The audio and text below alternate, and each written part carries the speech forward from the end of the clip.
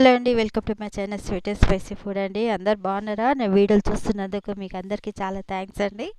కొత్త వాళ్ళు నా ఛానల్ని సబ్స్క్రైబ్ చేసుకుంటున్నందుకు చాలా థ్యాంక్స్.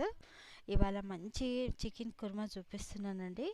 ఏ విధంగా చేస్తున్నానో నా వీడియో మొత్తం చూడండి, ఓకేనా అండి? నా వీడియో చూసుకుంటే లైక్ ఇంకా సబ్స్క్రైబ్ చేసుకోండి, షేర్ కూడా చేయండి, ఓకేనండి? ఇదండి ఫస్ట్ నేను మీకు చూపిస్తున్నాను కష్కష్ అండి. ఒక 2 టేబుల్ స్పూన్ కష్కష్, పట్టా, లవంగ. ఇది భోజవారు పువ్వు అండి. నేను ఆకే ఇస్తాం, నేను పువ్వు అండి. దీని ఫ్లేవర్ చాలా బాగుంటుంది, ఓకేనండి? ఇదండి నేను 1.5 కేజీ చూపిస్తున్నాను. ఇదండి 1.5 కేజీకి ఎంత వేసినాను, టూ టేబుల్ స్పూన్ కష్కష్ వేసినండి. ఎండుమిరపకాయలు వేడి నీళ్ళలో నానబెట్టుకున్నాను, ఒక 5 ఎండుమిరపకాయలు. ఇదండి ఒక 2 ఉల్లిగడ్డలు పెద్దవి, 4 పచ్చిమిరపకాయలు, అల్లం ఇంకా ఎల్లిపాయలు, ఇంకా పుదీనా ఒక కట్ట అండి. ఇదండి ఇవన్నీ మనం మిక్సీలో వేసుకోవాలి. ఇవేమో కష్కష్ ఇంకా గరం మసాలా ఏమో ఫ్రై చేసుకొని, ఇంకా కొబ్బరి పొడి కూడా అండి. ఇవి ఫ్రై చేసుకొని మనం పౌడర్ చేసుకోవాలి. ఫస్ట్ దీన్ని మంచిగా ఫ్రై చేసుకుందామండి, సిమ్ పైన పెట్టి. ఎందుకంటే కష్కష్ జల్దిన మాడుతుంది, అందుకే సిమ్ పైన పెట్టి ఇది ఫ్రై చేసుకోవాలి.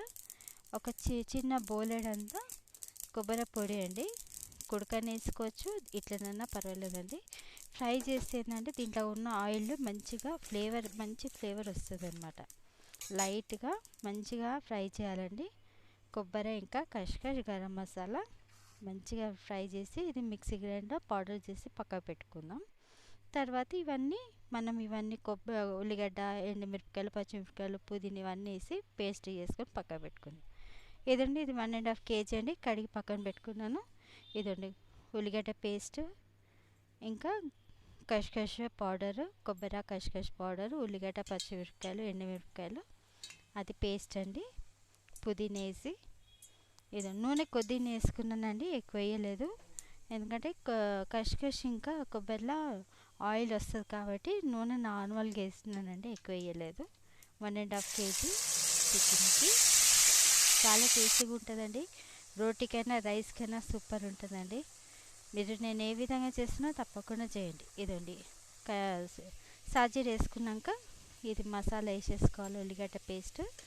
అది మంచిగా ఫ్రై కావాలండి ఆయిల్లో, పచ్చితనం పోయే వరకు. ఇదండి కారం తగినంత, ధనియాల పొడి, జీలకర్ర పొడి, పసుపు తగినంత, ఉప్పు తగినంత అండి. ఇది మీరు ఏ విధంగా ఎంత కారం తింటారో అంత వేసుకోవాలి. చూసారండి, ఇది మొత్తం ఫ్రై అయిపోతే ఏమంటే ఆయిల్ అంతా సపరేట్ అయిపోతుంది అనమాట. ఆయిల్ సపరేట్ అయిందంటే అనుకోవాలి మసాలా అంతా ఫ్రై అయిపోయినట్టు, ఉల్లిగడ్డ మంచి ఫ్రై అయిపోయినట్టు. ఈ డ్రైవన్నీ మంచిగా వేసుకొని ఇది కూడా మంచిగా ఫ్రై కావాలండి.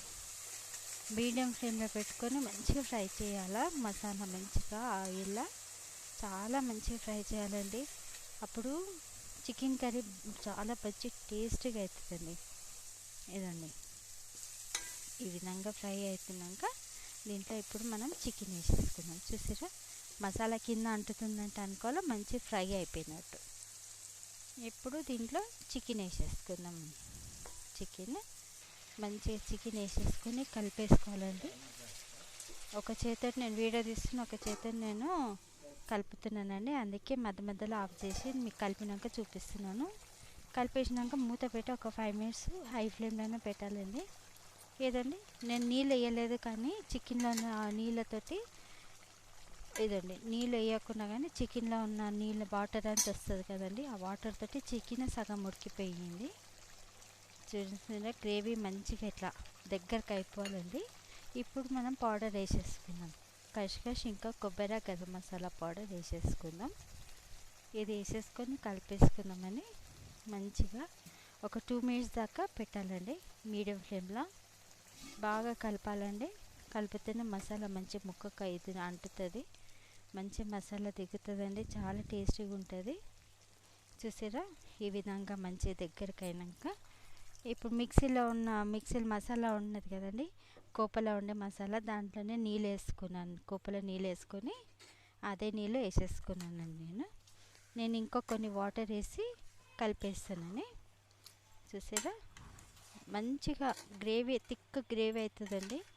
రోటికి అయితే చాలా బాగుంటుందండి. బగారా రైస్కి నేను దీనికి బగారా రైస్ చేసినాను. చాలా మంచిగా కర్రీ మాత్రం చాలా మంచిగా కుదిరిందండి. చూసారా, అదే కోపతోటి ఇంకొక కోపడి నీళ్ళు పోసినానండి. పోసి మూత పెట్టేసుకున్నాను ఒక 2 మినిట్స్. అది ఉడుకుతుంటే మళ్ళీ తీసేసాను. చికెన్ మాత్రం ఉడికిపోతుందండి. మసాలా వేసినాక కలిపినాం కదా, దాంట్లోనే చికెన్ మంచిగా ఉడికిపోయింది. ఇదండి 2 మినిట్స్లో చిక్కగా అయిపోతుంది. చూసారా, మసాలా పౌడర్ వేసిన వెంబటే మనము నీళ్ళు వేయొద్దండి. దాన్ని మంచిగా ఫ్రై చేసినాక అప్పుడు నీళ్ళు వేస్తే మంచిగా సెట్ అయిపోతుంది, తొందరగా అయిపోతుంది. ఇప్పుడు కొత్తిమీర వేసేసుకొని కలిపేసుకొని అయిపోయిందండి. మంచిగా చికెన్ గ్రేవీ, మంచి కుర్మా, టేస్టీ కుర్మా రెడీ అయిపోయింది. మీరందరూ ఒక్కసారైనా ట్రై చేయండి. ఇంకా కామెంట్స్ కూడా పెట్టండి. లాస్ట్లో నిమ్మకాయ ఒక సగం నిమ్మకాయ పిండేసానండి దీంట్లో. అయిపోయిందండి, చికెన్ కర్రీ రెడీ అయిపోయింది. చాలా టేస్టీగా అయిందండి. మీరు నా వీడియో మొత్తం చూసి లైక్ చేసి సబ్స్క్రైబ్ చేసుకొని ఇంకా మీ ఎవరికైతే మీకు బంధువులు మిత్రులందరికీ షేర్ చేయండి. ఓకేనండి. ఇదండి కర్రీ రెడీ అయిపోయింది. డిష్లోకి తీసేసినానండి. కలర్ చూసారు ఎంత బాగా వచ్చింది చూడండి. నా వీడియో మీరందరూ ఇంత అభిమానంగా నా వీడియో చూస్తున్నందుకు మీకు అందరికీ థ్యాంక్ యూ అండి. ఇదే విధంగా నాకు సపోర్ట్ చేయాలని కోరుకుంటున్నానని. ఇంకా లైక్ చేయండి, సబ్స్క్రైబ్ మాత్రం తప్పకుండా చేయండి. లైక్ కొడుతుంటారని నా వీడియోలు చూస్తున్నా. లైక్